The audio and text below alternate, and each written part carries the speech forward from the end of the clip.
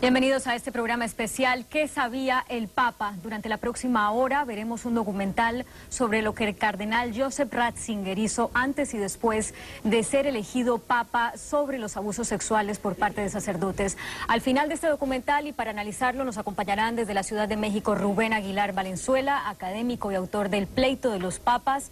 Desde Buenos Aires, el padre Jesús Álvarez, miembro de la Sociedad San Pablo. Desde Monterrey, México, la periodista San Juana Martínez, ex corresponsal en Roma y autora de varios libros acerca del tema. Desde Los Ángeles, la abogada Marta Escutia, especialista en casos de abuso sexual sacerdotal y miembro del equipo del abogado Jeff Anderson. Y desde Saltillo, México, Monseñor Raúl Vera, obispo de la diócesis de Saltillo. Bienvenidos a todos y a ustedes junto con la audiencia los invitamos a ver qué sabía el Papa.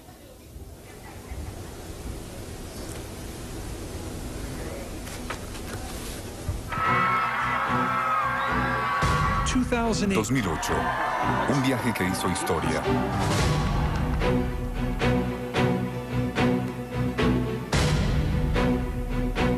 La primera visita a los Estados Unidos del nuevo Papa. Su primera oportunidad para dirigirse a los católicos estadounidenses y hablar sobre el abuso sexual en la Iglesia Católica. Ninguna de mis palabras podría describir el dolor y el daño infligidos por tal abuso. Por primera vez, un papa se reúne con las víctimas del abuso. Fue el primer papa en pedir perdón por la crisis de abuso sexual con voz propia. Fue el primer papa en redactar un documento completamente dedicado al abuso sexual, y así sucesivamente. Pero detrás de las disculpas públicas y los encuentros históricos, hay una historia más sombría y complicada.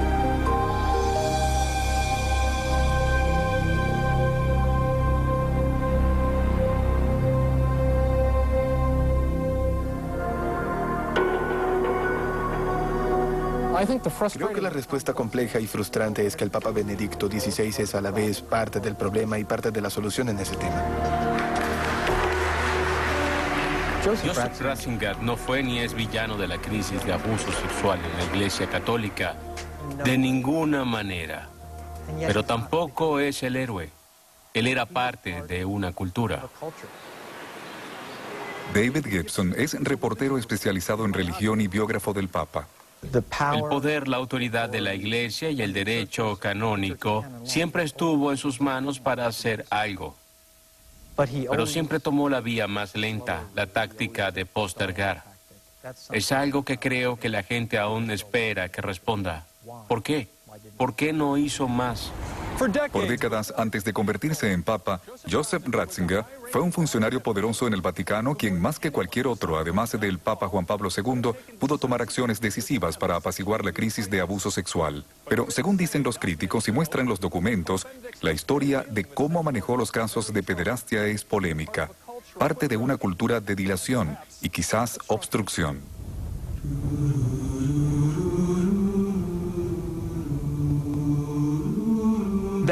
Esa historia comienza en Alemania, en el pequeño pueblo de Grafing. En 1986, el párroco Peter Hullermann fue condenado por abusar sexualmente de niños.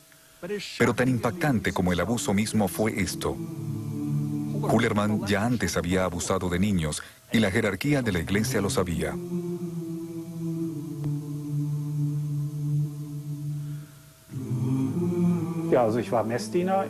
Yo era monaguillo en la iglesia donde sucedió e iba a misa de 2 a 3 veces por semana. En esta iglesia, en Essen, Alemania, Wilfried Fesselmann dice que Hullermann abusó de él 7 años antes de ser arrestado en Grafing. Fesselmann apenas tenía 11 años. Me dio algo de beber y comencé a sentirme mal. Luego se desvistió y me dijo que también me desvistiera. Luego nos tocamos y tuve que hacerle sexo oral. Hullermann fue transferido a Múnich, para someterse a terapia. Su psiquiatra advirtió a la iglesia que no debería permitírsele trabajar de nuevo con niños, pero unas semanas después del traslado, Hullerman fue asignado a una nueva parroquia. ¿Quién supervisó el traslado de un delincuente sexual conocido a la nueva iglesia? El hombre que hoy conocemos como el Papa Benedicto, entonces cardenal Joseph Ratzinger, arzobispo de Múnich. Múnich debió suspenderlo en 1980. El señor Ratzinger, o quien fuera el encargado de asegurar que no permanecieran en la iglesia, debió haberlo expulsado. Esto podría haber salvado a muchas víctimas.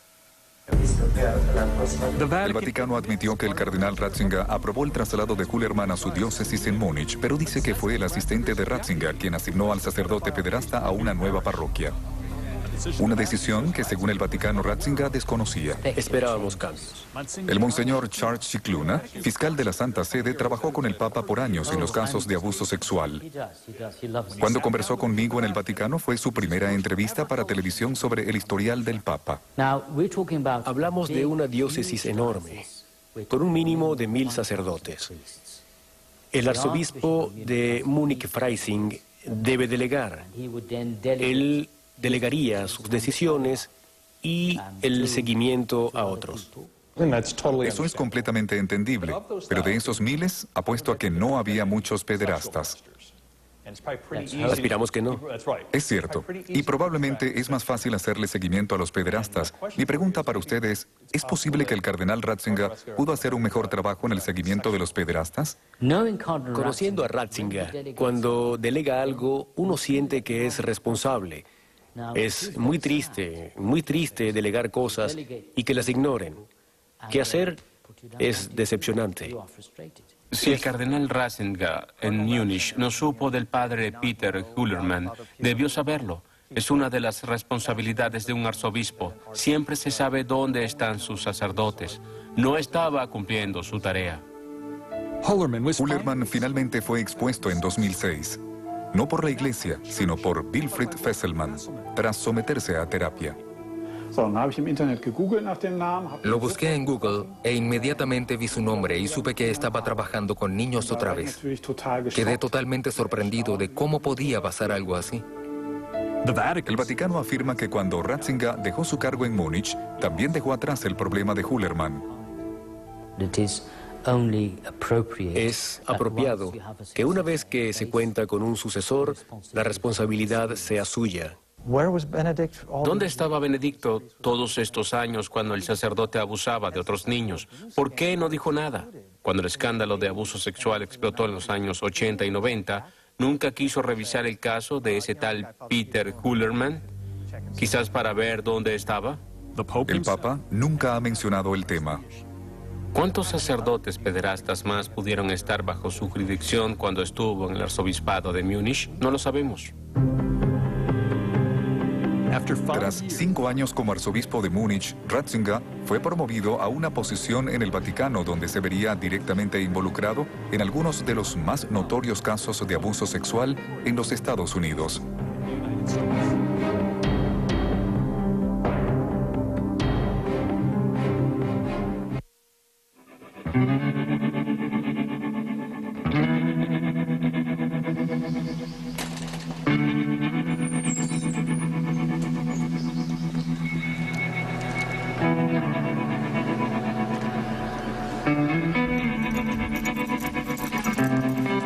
En un retiro lacustre en el norte de Wisconsin, Terry Kohut trata de escapar de su pasado. No es fácil. Hace 50 años, cuando apenas tenía 10 años, Terry, quien es sordo, fue enviado a la escuela de St. John en Milwaukee, Wisconsin. Lo que le sucedió allí a Terry y a otros 200 niños sordos es el centro de la crisis de abuso sexual de menores en la Iglesia Católica. Y de la pregunta sobre si el Papa Benedicto, entonces cardenal Ratzinger, lo sabía. Terry Kohut nunca había hablado públicamente sobre los horrores que sufrió en St. John, hasta ahora. ¿Qué le hizo? Una mañana cuando entré en su oficina, la puerta estaba cerrada y el padre Murphy me dijo, bájate el pantalón. El padre Lawrence Murphy fue director de St. John más de 2 décadas. Su carisma y liderazgo le ganaron fondos para la escuela y respeto de la comunidad. Pero el padre Murphy también ha sido acusado por decenas de sordos como el hombre que los violó y abusó sexualmente de ellos por años en su niñez. Y el padre Murphy me dijo que me acostara. Y me acosté con los pantalones aún en mis tobillos, en la cama, y luego me tocó. La conducta del padre Murphy llegó a oídos del cardenal Ratzinger, pero su manejo del caso sorprendería a las víctimas de Murphy. Creo que el caso de Murphy muestra la deferencia que el cardenal Ratzinger y el Papa Benedicto siempre dio al sacerdote.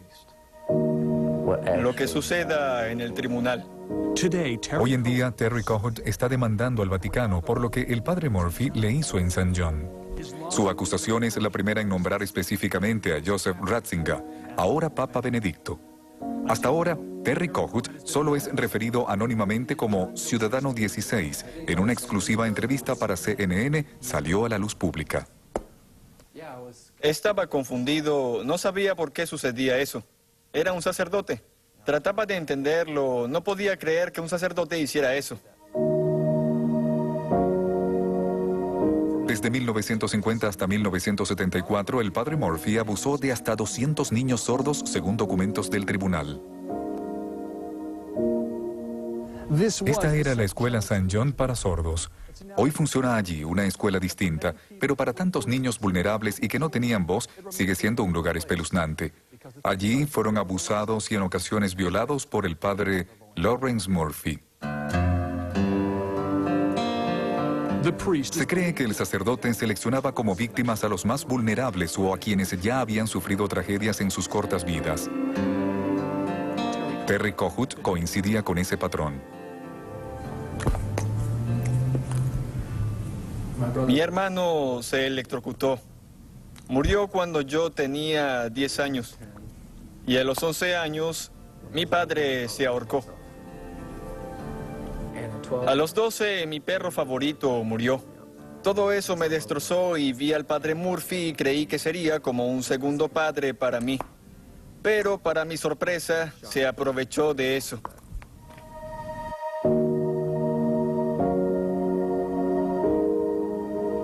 Carl Nelson y Stephen Geyer estudiaron en St. John con Terry Kohut. También afirman que Murphy abusó de ellos. No era fácil vivir en el dormitorio. No había padres, ni policía. Estábamos atrapados. Era como una prisión. No podíamos escapar.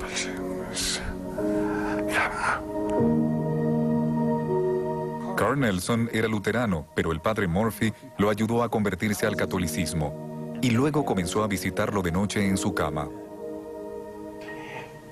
Tenía miedo. Era solo un niño. Él era un hombre fuerte. ¿Qué podría hacer? En varias ocasiones, los niños trataron de contar lo que sucedía a familiares, otros sacerdotes, pero nadie les creyó. Carl Nelson dijo que un grupo de niños incluso recurrió a la policía de Milwaukee en busca de ayuda, pero la policía los llevó de vuelta con el padre Murphy. Hablamos con la policía, le contamos nuestra historia, pero le creyeron a él. Creyeron en el padre Murphy, no en nosotros. Los niños de la escuela incluso redactaron documentos. Tras años de acusaciones y amenazas de demandas, el obispo local finalmente trasladó al padre Murphy en 1974 a una zona remota del norte de Wisconsin. Allí surgieron más reportes de abuso. Dígame por qué decidió presentar una demanda. ¿Qué desea que suceda? Quiero demandar al Vaticano porque he estado esperando todos estos años para que excomulguen y expulsen al padre Murphy, pero no lo han hecho. En 1995, Terry Kohut comenzó a escribir cartas sobre lo que le sucedió. Usted escribió una carta asombrosa al padre Murphy en 1995. Quiero leer parte de ella. El Jesús de la cruz colgado en la pared lo vio venir cada noche a abusar de nosotros. Debe haber estado indignado y triste cada vez. Espero que llorara como nosotros porque éramos niños inocentes. Terry Kochut envió copias de sus cartas al Vaticano, a la Congregación para la Doctrina de la Fe. A la cabeza de esa oficina estaba el cardenal Joseph Ratzinger, ahora el Papa.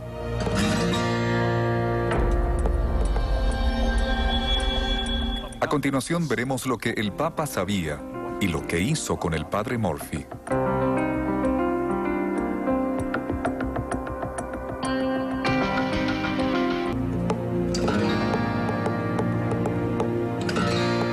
A mediados de los 90, acusaciones de violación y abuso sexual por parte del padre Lawrence Murphy en la escuela St. John en Milwaukee llegaron a conocimiento del Vaticano. El rastro de documentos descubiertos en el caso Murphy conduce directamente al Vaticano, incluyendo al Papa Benedicto, entonces cardenal Ratzinger. Mientras haya trabajo por hacer, me siento bendecido por tener la oportunidad de hacerlo. El abogado de Minnesota, Jeff Anderson, encabeza la demanda de Terry Kochut contra el Vaticano y el Papa Benedicto. Anderson ha demandado a cientos de sacerdotes por abuso sexual y ha obtenido una enorme cantidad de documentos del Vaticano que sustentan su caso contra el Papa. ¿Creen que el cardenal Ratzinger conocía el caso del padre Murphy? Sabemos que las cartas llegaron a su secretario, Burton, y por eso sabemos que Ratzinger estuvo directamente involucrado, no solo porque se dirigían a él, sino porque fue manejado por su secretario en su departamento bajo su autoridad y control. Los casos de abuso sexual no eran entonces la principal responsabilidad de Joseph Ratzinger como cabeza de la Congregación para la Doctrina de la Fe. Pero un puñado de casos, incluyendo al de Murphy, sí llegaron a su atención directa. Esos son los casos que nos dan una mirada más clara sobre lo que el Papa sabía. Es a través de documentos internos obtenidos por CNN y raramente vistos que se revela la historia verdadera. El 17 de julio de 1996, el arzobispo de Milwaukee, reverendo Renberg Wigland, escribió al cardenal Ratzinger describiendo los abusos del padre Murphy y su uso del confesionario para acciones pecaminosas. Wigland consultaba al cardenal Ratzinger sobre cómo proceder. Tomarían 8 meses y 2 cartas más dirigidas al Vaticano para obtener una respuesta. El secretario del cardenal Ratzinger, arzobispo Tarcisio Bertone, le respondió sugiriéndole proceder con un juicio eclesiástico secreto.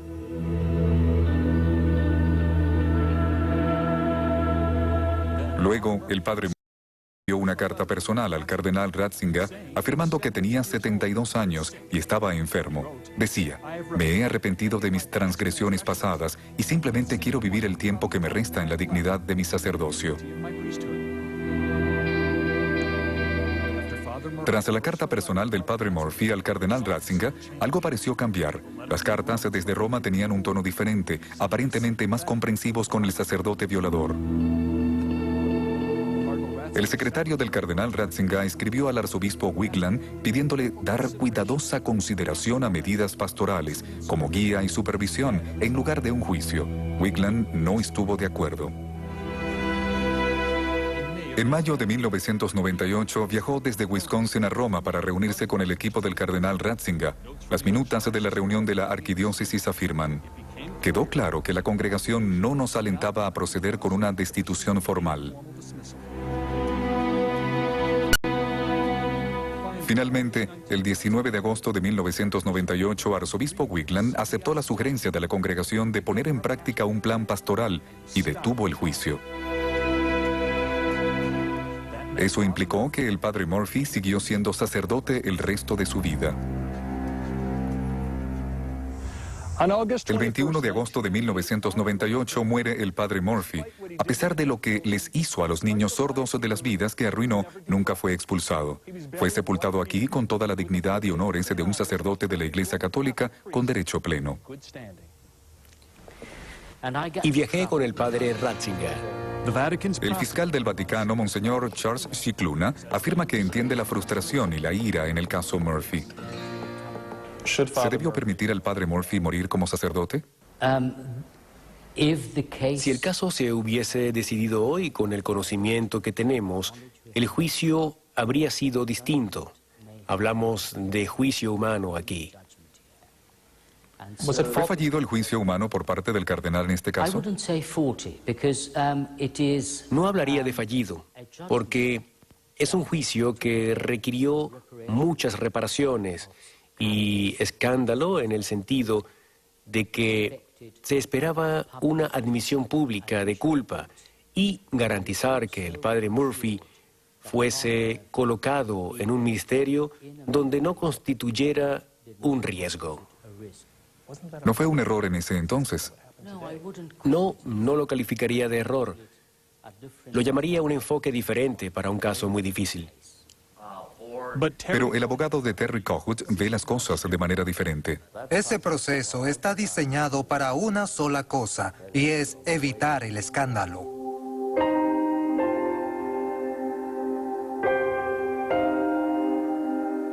¿Qué le diría al Papa si lo tuviera frente a frente aquí? Me preguntaría por qué. ¿Por qué detuvo el juicio? ¿Por qué le dio misericordia al padre Murphy? ¿Y yo qué? ¿Y los otros 200 niños?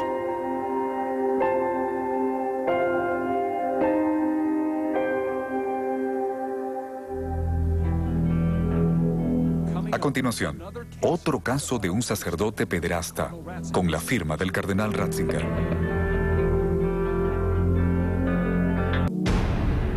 Él es Stephen Kisle. A las niñas pequeñas a veces no las diferenciaba de los niños.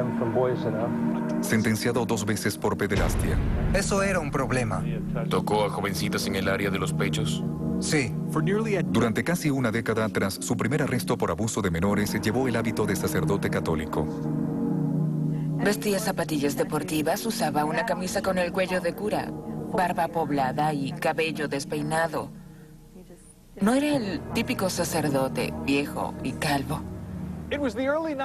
Comenzaba la década de los 70 aquí en la iglesia y escuela de Saint Joseph en Pinole, California, donde Kisle, tan popular entre los niños que era apodado el flautista de Hamelin, destrozó la inocencia de muchos de esos niños.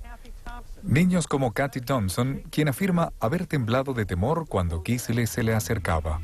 Le gustaba besar en los labios y con la lengua. Le gustaba poner la mano bajo nuestra falda y a algunas les hacía cosquilla. A mí me pellizcaba. En 1978 declaró nulo contendere al cargo de abusos aquí en Our Lady of the Rosary cerca de Oakland y fue sentenciado a 3 años de libertad condicional. Se apartó de la iglesia, se sometió a terapia y pidió permiso a la jerarquía para dejar el sacerdocio. Parecía un caso sencillo para expulsión. Un sacerdote sentenciado por pederastia en un caso público pedía ser liberado inmediatamente de sus votos.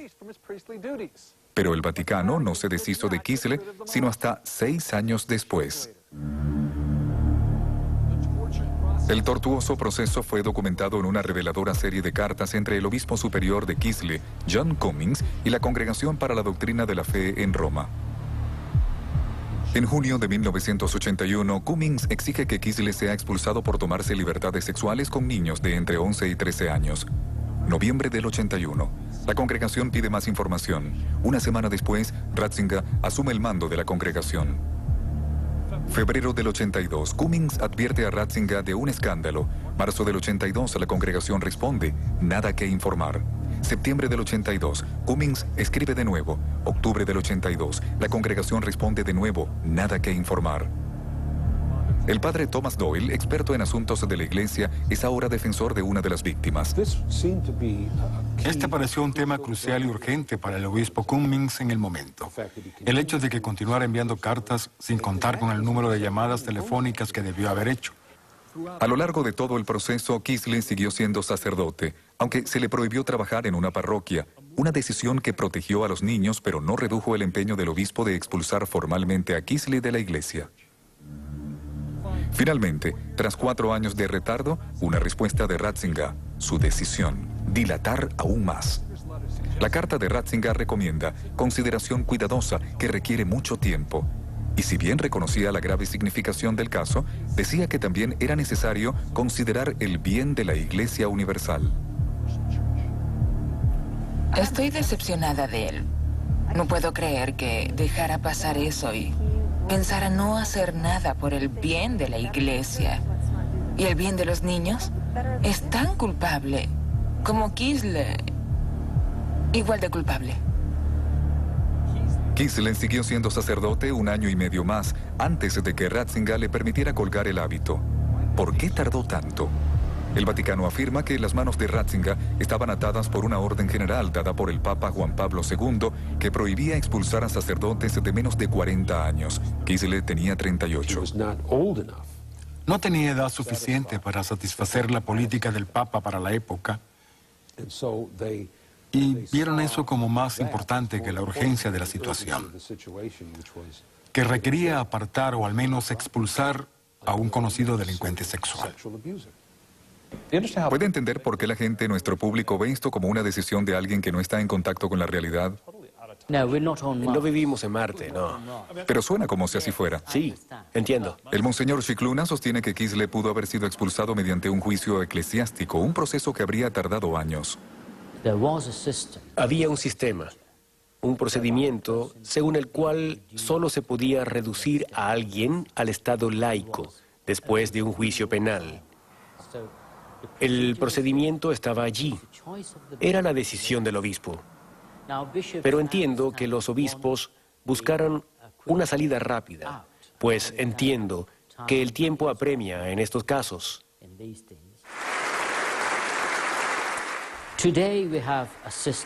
Hoy tenemos un sistema en el cual esas solicitudes se envían al Santo Padre, independientemente de la edad del sacerdote. Así que hemos avanzado y estoy muy agradecido por ello. Kisle fue laicizado, tal como denomina el Vaticano a la expulsión de la Iglesia, el 13 de febrero de 1987, un día antes de su cumpleaños número 40. Hoy en día, Kisle es un delincuente sexual registrado. Su carrera como pederasta no terminó en la Iglesia. Abusó de una niña en el 95 y ahora está libre tras una condena de prisión de 6 años. Lo vi en el estacionamiento de su edificio en el norte de California, donde vive con su esposa. Quería preguntarle sobre su pasado. ¿Cómo se sintió cuando el Vaticano no le dio permiso para dejar el sacerdocio? Eso fue hace mucho tiempo, me respondió. Pero parece que fue ayer para Kathy Thompson. ¿Qué le dirías a él? Que vaya al infierno. ¿Por qué no se va ahora? A continuación, mientras el cardenal Ratzinger dejaba a los sacerdotes pederastas en la iglesia, se sorprenderán del perfil de sacerdotes que perseguía. El cuerpo de Cristo. El cuerpo de Cristo. Este es el pan que nos viene del cielo y esta la copa de la vida eterna. El padre Thomas Reese es el tipo de sacerdote el que el cardenal Ratzinger veía como amenaza para la iglesia. El cuerpo de Cristo. Su crimen, publicar una revista. En 1998 me convertí en editor en jefe de la revista América, el semanario católico nacional publicado por los jesuitas en Estados Unidos. Traté de promover conversaciones, diálogos, debates en la revista sobre los temas que enfrentaba la iglesia. Entre los temas, matrimonio homosexual y derecho al aborto, temas que le eran repulsivos al cardenal conservador, quien se veía a sí mismo como guardián de la doctrina de la iglesia. Sabía que algunos de los temas que publicamos en América eran controversiales, pero siempre me aseguré de que contáramos con la opinión de quienes apoyaban la línea del Vaticano. Por ejemplo, incluso publiqué un par de artículos del mismo cardenal Ratzinger.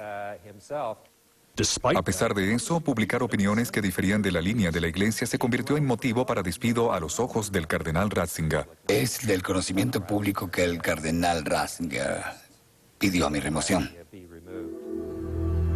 El debate abierto no es algo con lo que Joseph Ratzinger se sienta cómodo. Le preocupaba que la iglesia mostrase un frente unificado y que todos supieran la posición de la iglesia. Y si no estaba de acuerdo, se estaba afuera. La campaña de Ratzinger contra los sacerdotes que se apartaban de la estricta doctrina de la iglesia fue tan virulenta que la prensa lo apodó el Rottweiler de Dios. Expertos en asuntos del Vaticano afirman que Ratzinger silenció, censuró o amonestó a decenas de teólogos durante su reinado en la congregación. Él fue la figura más polarizante del universo católico. Creo que los conservadores católicos lo veían como su campeón defensor, y para los católicos liberales era el Darth Vader del mundo católico. El cardenal Ratzinger fue apasionado en acallar en disenso, pero nunca hubo ninguna indicación pública de que fuera igual de apasionado en expulsar a los sacerdotes pederastas. He visto evidencia de esto como clérigo. El Vaticano está más interesado en nuestros pensamientos que en nuestros actos. Es lo que más les preocupa. Están obsesionados con ello. Para Ratzinger, la cura de la crisis de abuso sexual era seguir fielmente la doctrina de la Iglesia. Para él, ser más estricto en la fe, la ortodoxia y la propia espiritualidad serían necesariamente el primer paso para curar cosas como licencias y abuso sexual por parte de los sacerdotes. Padre, escucha las súplicas de la familia reunida ante ti. Fue así que el padre Rizzi era considerado una amenaza para la Iglesia y aplicó todo el peso de su autoridad. Sin embargo, para un sacerdote pederasta, la historia sería diferente.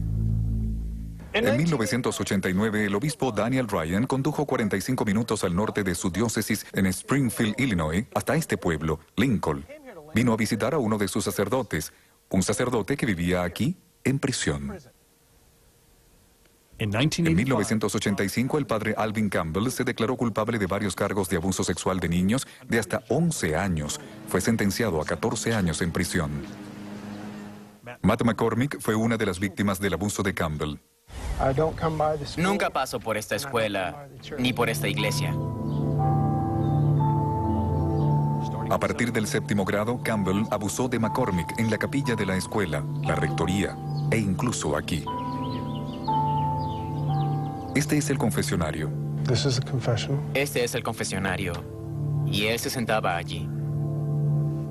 Reservado solo para confesión cara a cara. Campbell fue enviado a prisión, pero seguía siendo sacerdote. Fue por eso que el obispo Ryan había venido a visitarlo para tratar de convencerlo de que dejara voluntariamente el sacerdocio. Campbell se rehusó. Ryan recurrió a Roma en busca de ayuda, envió copias de las sentencias contra Campbell que describían en detalle lo que Campbell había hecho a sus víctimas y le pidió a Joseph Ratzinger expulsar a Campbell. La respuesta de Ratzinger, no. La solicitud en cuestión no puede ser admitida pues carece de la petición del mismo padre Campbell requerida por las normas en vigor. Increíblemente, lo que el cardenal Ratzinger estaba diciendo era que no podía conceder la expulsión de un sacerdote, aunque fuese delincuente sexual convicto, sin el permiso del mismo sacerdote. Mostramos la carta a Matt McCormick. Era la primera vez que la veía. Lo siento, tengo que leer esto de nuevo. ¿Qué es lo primero que le diría al Papa Benedicto si estuviera cara a cara con él? ¿Qué le diría? Le diría que lo que hicieron fue crear un ambiente para pederastas y violadores de niños. Y la violación de esos niños recae sobre sus hombros. Monseñor, ¿no ve lo ridículo que suena el derecho canónico cuando requiere su consentimiento para ser expulsado? Sonaría ridículo si se olvida que el siguiente párrafo dice que existe una forma de reducirlo al estado laico y es a través de un juicio eclesiástico. La carta de Ratzinger afirma que el obispo podría evitar la responsabilidad de mantener a Campbell sometiéndolo a un juicio eclesiástico, pero eso tomaría años, y Campbell ya había sido sentenciado en un juicio criminal. Scicluna admite que el proceso debía ser cambiado. Creo que estos casos ciertamente le enseñaron al cardenal Ratzinger y a sus colaboradores que debía hacerse algo, y algo se hizo. Hoy en día, la ley canónica tiene un escenario distinto. Esto no sucedería bajo la ley canónica actual, y eso es mérito del cardenal Ratzinger, quien hoy en día es el Papa Benedicto XVI. Campbell sería expulsado 3 años más tarde, después de que finalmente consintiera solicitarla él mismo. Tras luchar contra la depresión, el alcohol y las drogas, McCormick hoy en día está felizmente casado y tiene una hija, así como una esposa decepcionada de la Iglesia Católica. Ambos nos convertimos a la Iglesia Luterana por esto. Personalmente ya no tengo fe en lo absoluto en la Iglesia Católica. Al regreso, ¿un cambio de actitud? El fracaso en el caso Campbell, que se atribuye a Joseph Ratzinger y a la Congregación para la Doctrina de la Fe, fue el problema que hizo que Ratzinger recurriera a Juan Pablo II en busca de una solución.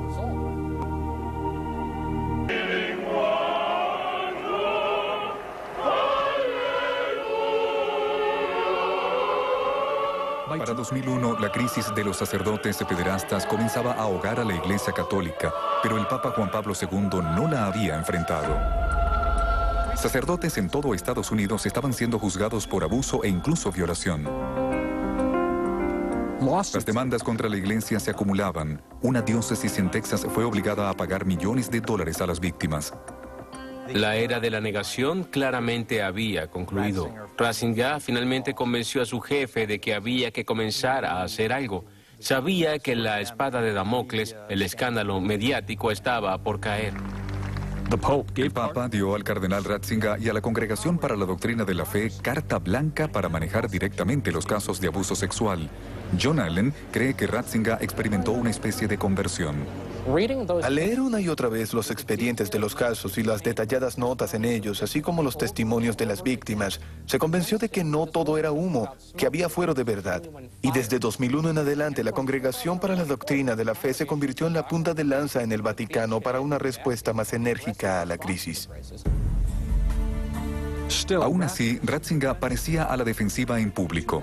En 2002, dijo que los reporteros en los medios estadounidenses habían exagerado la crisis. Uno llega a la conclusión de que es intencional, manipulado, que existe un deseo de desacreditar a la Iglesia. Pero tras bastidores en el Vaticano, el cardenal Ratzinger estaba cambiando las cosas. Las nuevas reglas se le daban poder para iniciar el proceso de expulsión de sacerdotes. Comenzaron a procesar cientos de casos en todo el mundo a un ritmo que en los estándares del Vaticano es impresionante, pues la filosofía de trabajo en el Vaticano es que si me das un mensaje el miércoles, te responderé en 300 años. Pasó a tener una gran actividad tras bastidores. Aunque no rompió el protocolo, no pasó por encima de sus superiores, presionó y presionó. Una batalla que libró y finalmente ganó fue contra el reverendo Marcial Maciel Degollado, un poderoso sacerdote mexicano y protegido de Juan Pablo II, quien había sido acusado de abusar de jóvenes seminaristas. El caso había estado paralizado durante años, pero en 2004 Ratzinger lo reabrió y finalmente expulsó a Maciel de su ministerio sacerdotal. Como papa, asumió el control de la poderosa orden religiosa de Maciel, los Legionarios de Cristo. Creo que la conclusión es, sin importar lo mala que haya sido la respuesta del Vaticano a la crisis, pudo haber sido peor de no ser por el liderazgo personal del Papa Benedicto XVI. Una vez que Ratzinger se convirtió en el Papa Benedicto, hubo más acciones sin precedentes. Reuniones con víctimas del abuso, disculpas públicas y finalmente un reconocimiento de que la crisis no provino de enemigos externos a la Iglesia, sino que había nacido del pecado dentro de la Iglesia. ¿Es posible que si el cardenal Ratzinger hubiese sido más flexible entonces, más creativo, habría limitado los horrores que sufrieron estas víctimas? El cardenal Ratzinger fue creativo cuando expresó su frustración con la ley canónica y en definitiva recurrió a Juan Pablo II en busca de facultades o permisos especiales. ¿Es justo decir que el cardenal Ratzinger se vio frustrado por no poder hacer más por estas víctimas, expulsando a estos sacerdotes descarriados? Creo que existen registros de su frustración, sí. Si bien el Papa ha evolucionado y ha tomado fuertes medidas para lidiar con la crisis, quedan asuntos pendientes que atormentan a las víctimas de los sacerdotes pederastas. ¿Y los obispos? Los obispos que encubrieron el abuso de los sacerdotes y los trasladaban de una parroquia a otra. Hemos clamado y clamado que se haga algo con los obispos que han encubierto los casos. Mintieron y gastaron cientos de millones de dólares de los feligreses para frenar los casos en tribunales.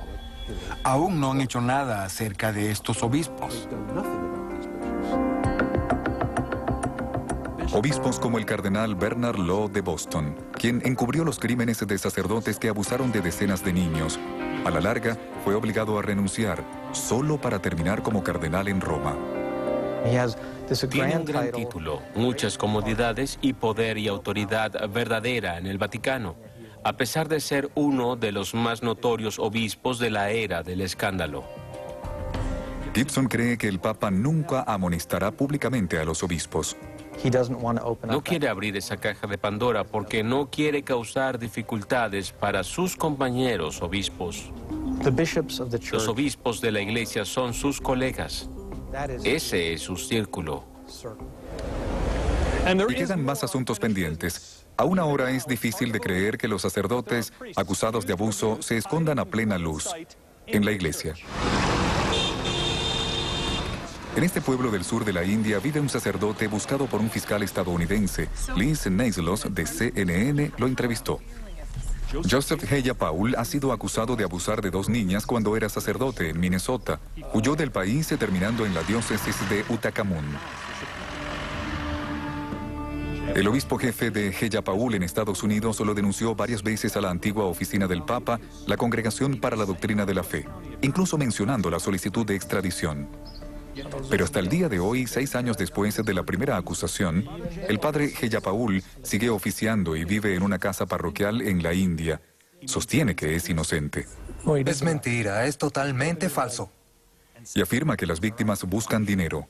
Creo que quizá existe el motivo de obtener dinero de la diócesis. Heya Paul puede continuar trabajando como sacerdote hasta que sea extraditado, lo que autoridades estadounidenses dicen puede tardar años. Ellos van de un país al otro y no hay una base de datos universal que haga... Este obispo tiene expediente, tiene problemas. Heya Paul es uno de varios sacerdotes acusados que siguen bajo protección de la iglesia. ¿Recuerdan a Peter Hullermann, el sacerdote alemán que el cardenal Ratzinger supervisaba en Múnich? 14 años tras su condena, seguía siendo párroco en Bad Tölz, Alemania, hasta que la iglesia lo suspendió a principios de año. Hasta la fecha, el Papa Benedicto nunca se ha referido personalmente al caso Hullermann, o por qué Hullermann siguió tanto tiempo en la iglesia. El caso Hullermann es una desgracia de principio a fin. El caso Hullermann dejó la impresión de que el mensaje es de encubrimiento y negación. Creo que será mucho más difícil para el Papa o sus defensores convencer al resto del mundo de que está del lado de los ángeles en el tema del abuso sexual en la iglesia.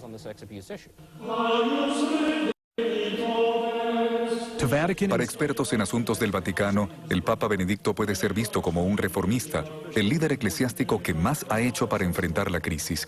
Pero para muchas víctimas, católicos, comunes y corrientes, y para el público en general, no ha sido suficiente.